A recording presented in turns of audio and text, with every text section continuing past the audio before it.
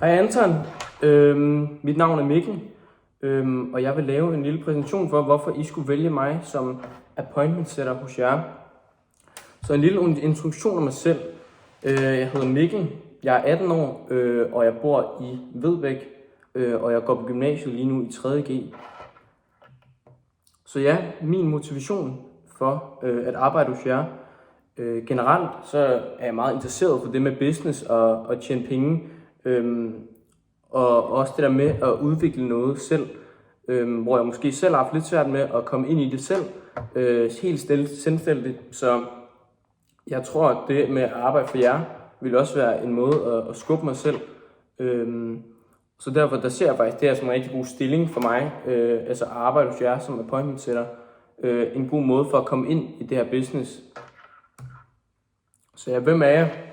Altså, når vi kigger på business, så er jeg meget interesseret i det. Jeg har selv haft aktier og så videre, og jeg er også interesseret i det med salg, og har også haft flere jobs, så nogle lidt mere kedelige jobs, som caféjobs og så videre, men nu har jeg tænkt, at jeg vil gerne videre for det, og noget, der er lidt mere selvstændigt.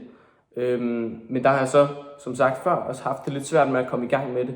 Så derfor tror jeg, at kunne arbejde hos jer vil være et godt step for mig for at komme ind i det, og det er også en måde, hvor jeg tror, at jeg vil faktisk kunne arbejde rigtig hårdt for jer, fordi at jeg føler, at det vil kunne hjælpe os begge rigtig meget.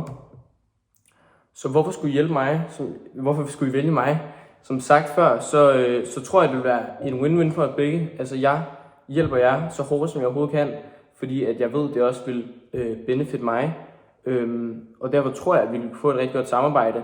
Fordi at jeg har meget interesse for det her med salg og appointment setter, synes jeg også virkelig er spændende.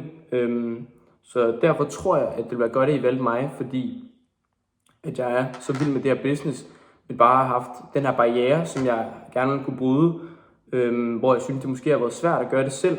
Så det med, at jeg måske kunne arbejde for jer og være under jer, vil være en god begyndelse for mig. Og derfor tror jeg, at jeg også vil kunne udvikle mig selv meget ved at arbejde for jer. Så jeg vil sige tak fordi du så med, Anton, og jeg håber, at vi snakkes ved.